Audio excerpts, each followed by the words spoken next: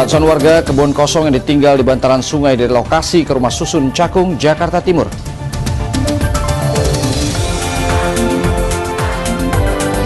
Hujan deras kembali membuat jalan-jalan di ibu kota terendam banjir, kemacetan di mana-mana.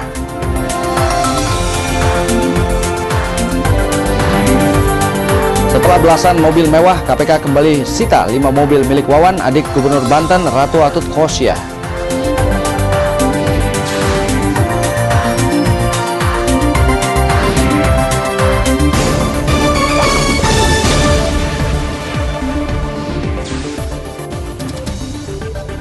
Selamat petang, saudara. Kami hadirkan laporan langsung longsor di Pekalongan dan juga kami hadirkan update terbaru dari kondisi pengungsi dari korban meletusnya Gunung Sinabung yang cukup memprihatinkan. Saya Jo Astro, inilah liputan petang selengkapnya.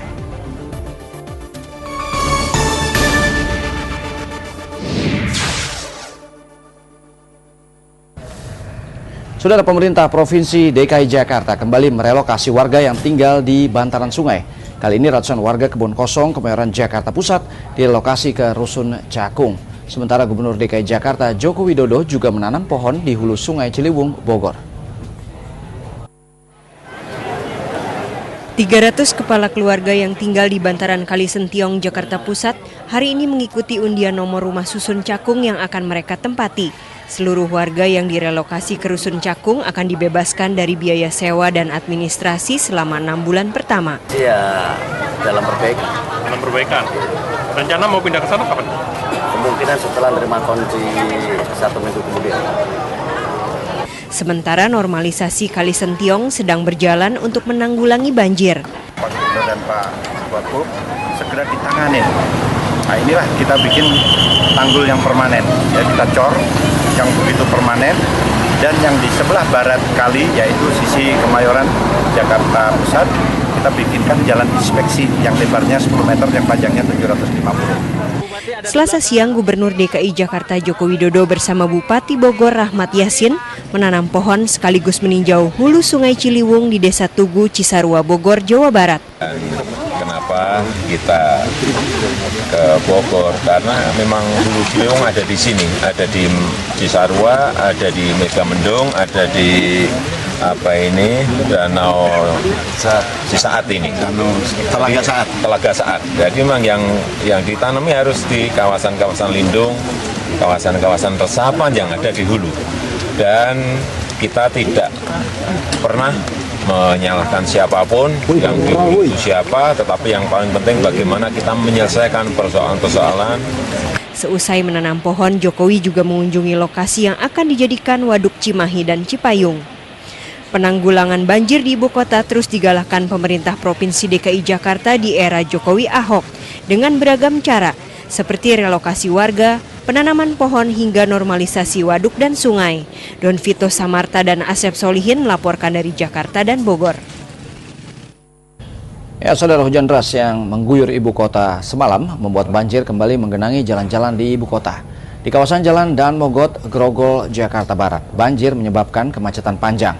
Kondisi ini diperparah dengan banyaknya jalan yang rusak dan berlubang. Saudara, sejumlah ruas jalan di Jakarta kembali terendam banjir cukup tinggi karena hujan deras yang mengguyur ibu kota sejak malam kemarin hingga pagi hari tadi.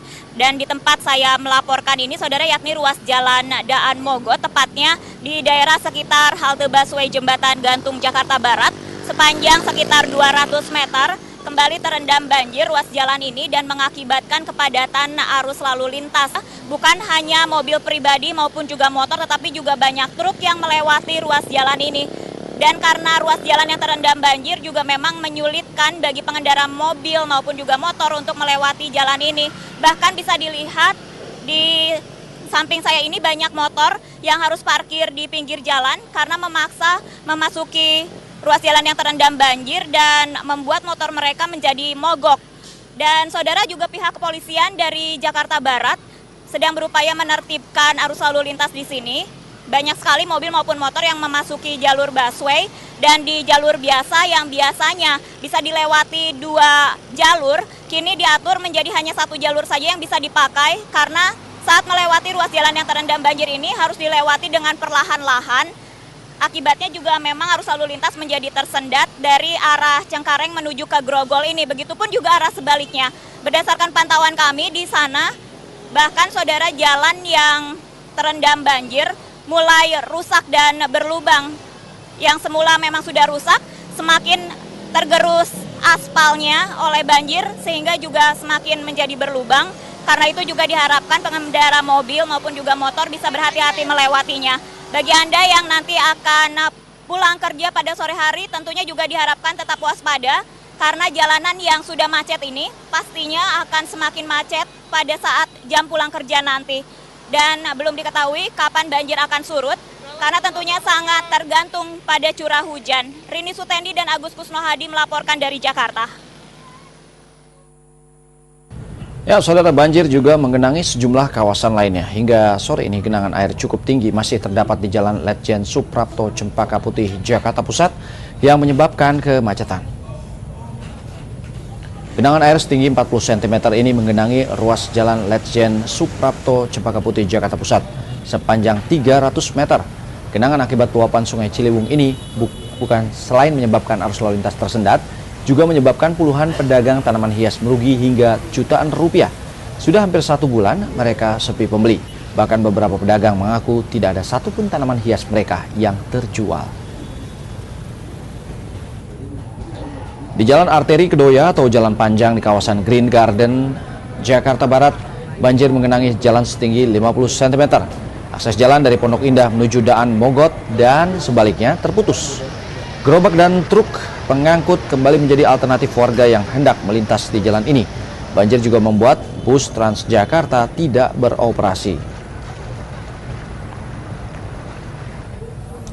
Setelah sempat surut selama 4 hari, pemukiman warga di 2 RW di kawasan Rawabuaya, Cengkareng, Jakarta Barat Selasa siang kembali terendam banjir dengan ketinggian mencapai 1 meter. Warga terpaksa mengungsi ke sebuah ruko. Untuk mengevakuasi warga, TNI serta BNPB bersiaga di kawasan ini.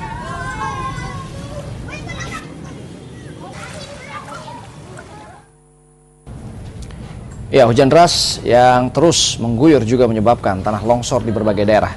Di Kecamatan Kajen, Pekalongan, Jawa Tengah, jalan provinsi yang menghubungkan Pekalongan dengan Kabupaten Banjarnegara terputus sepanjang 2 km akibat longsor. Bagaimana informasi selengkapnya? Rekan reporter Putra Mahendra akan menyampaikan laporannya. Ya, silakan Putra.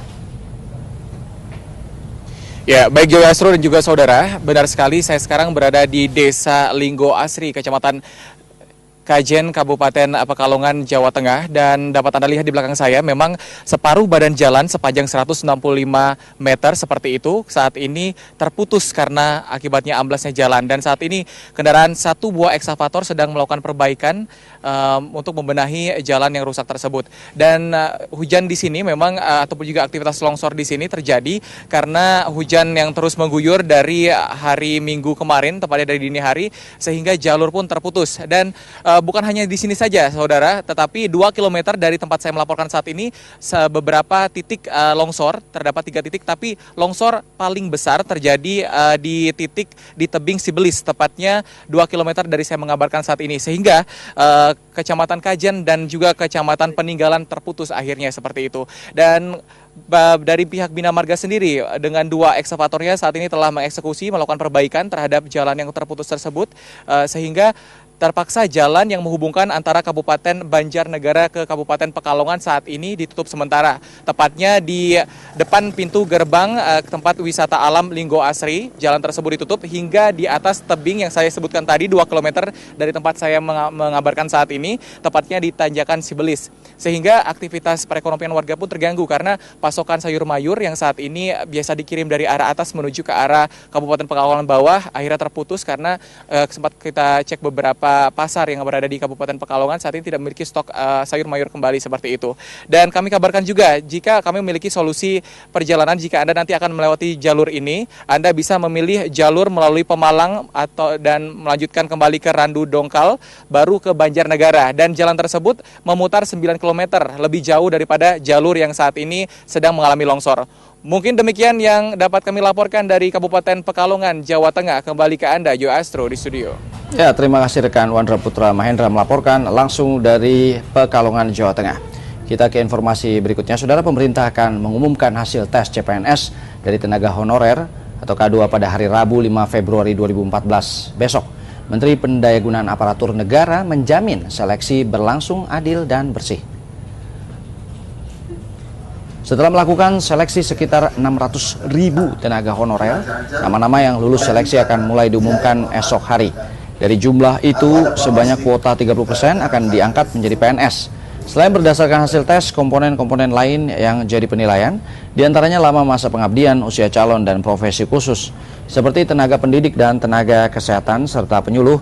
Bagi Anda calon PNS yang ingin mengetahui hasil tes, silakan Anda mengunjungi www.cpns.liputan6.com Rabu besok. Tanggal 5 lah kita anukan. Nah, sebagian besar kita bisa mengumumkan tanggal 5 itu. Tanggal 5. Nanti mungkin ada beberapa kementerian yang banyak yang perlu memerlukan daerah-daerahnya yang kita belum tahu, kita akan lihat lagi. Mungkin butuh waktu berapa saat lagi. Tapi yang paling penting masyarakat jangan ada resah. Jangan resah, jangan terpengaruh calo, ini bisa diatur, enggak ada itu. Percayalah, jadi jangan percaya sama itu. Semua ini kita bikin lebih hati-hati supaya jangan ada sesedikit mungkin lah orang kecewa.